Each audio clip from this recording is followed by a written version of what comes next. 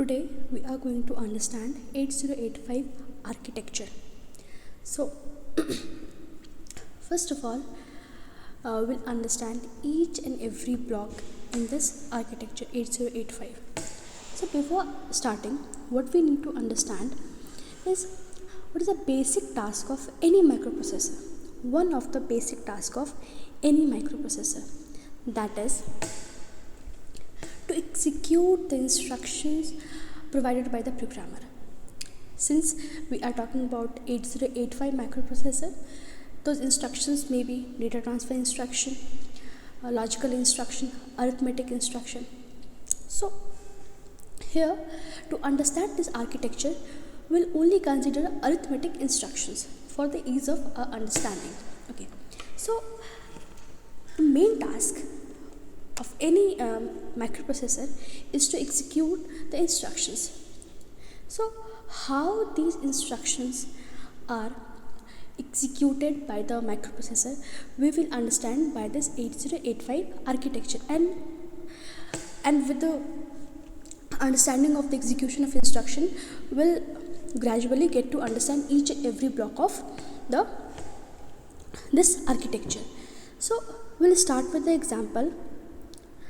For example, the instruction which is to be executed is add B, which is the instructions provided by the 8085 instruction set. Okay, so we have the instruction add B. Now, where does the instruction resides? Instruction, what is instruction? Basically, instructions are programs. Programs are a set of instructions. Okay, so one of the instruction of the program is add B. So where is program actually? Program resides in main memory. Okay, so now the task is to first bring the instruction, that is add B, to the 8085 microprocessor. Okay, so how this instruction will be brought into the 8085 microprocessor. So first of all, microprocessor will enable address latch enable and address bus will get activated. So first of all, address will be generated using these address buffers or address lines. So first of all, we'll get to that memory location where add B instruction is there.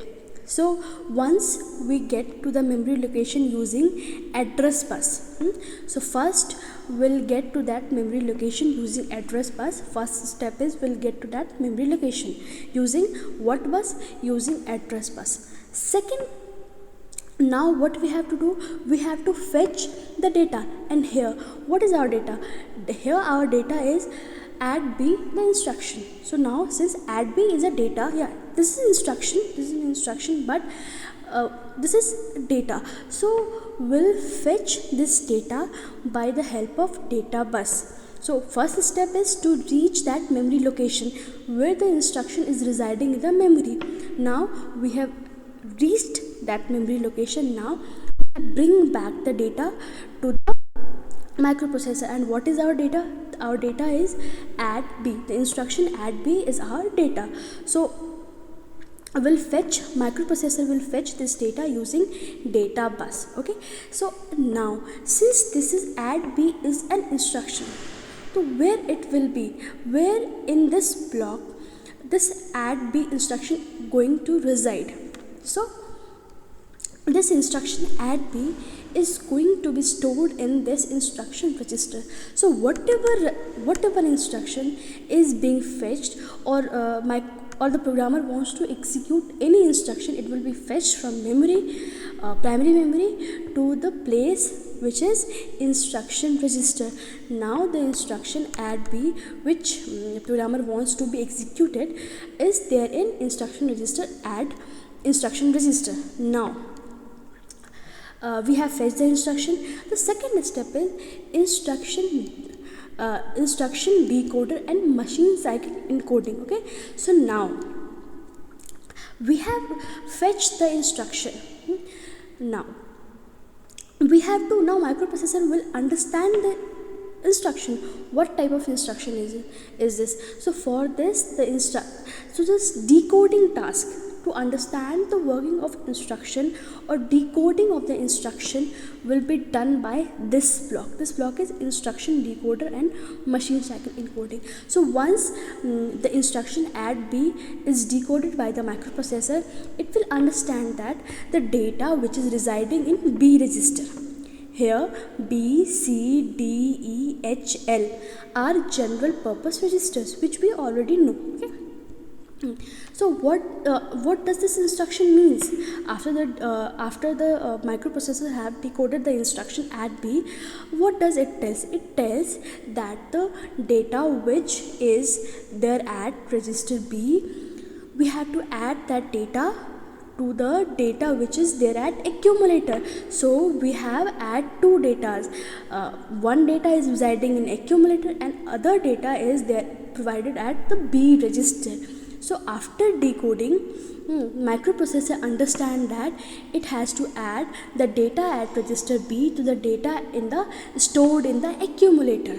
Now when this block, this decoder basically understands what the instruction has to do. Now it sends the information about the instruction to this timing and control circuit. Basically this is the brain of this complete architecture.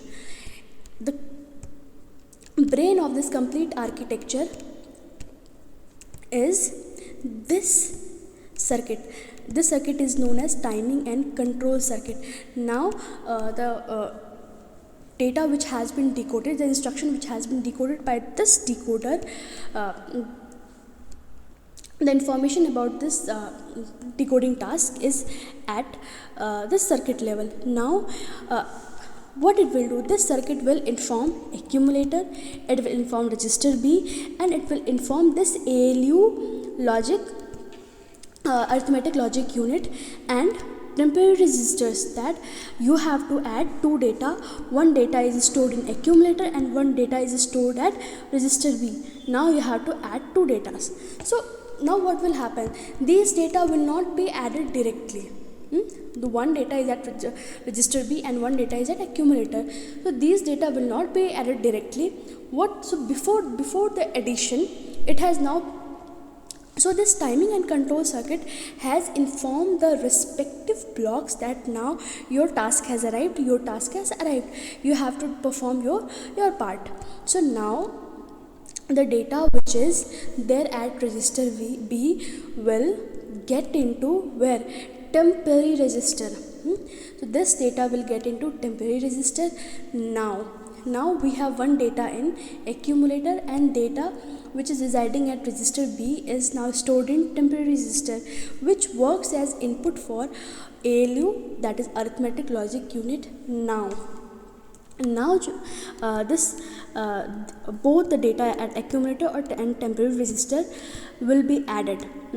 Already a timing and control circuit has notified ALU unit that you have to add two datas, which is at accumulator and other is at temporary register. Now simply it will take input from accumulator and temporary register. It will do the arithmetic operation, which is add, addition, and again it will transfer the result where? Using the internal data bus to the accumulator, because this is how addition instruction is being executed in 8085. So one of the operand must be in accumulator and another must be in temporary register for the arithmetic operation, and the result must be stored in accumulator, and later it depends on the programmer where it finally wants to store the result. It wants to store the result in memory or it wants to use somewhere else. It solely depends on the programmer. Now what is the task of, what is the use of this flip-flop flags? So first thing, the result stored in the accumulator, any kind of logical or arithmetic operation performed by this ALU unit, the result will be stored at accumulator, and the status of the results, the point which we should remember, the status of the results are stored in flags. Now what kind of status? The status are whether the results are a signed result or unsigned results, whether the result is equals to 0 or it is non-zero. So whether the parity of the result is even parity or odd parity, whether the result has generated any carry or not, whether there is any auxiliary carry or not in the result. So all these status are defined here. So accumulator contains the result of the arithmetic or logic or any kind of operation done by the ALU, and flag. This flag stores the status of the result.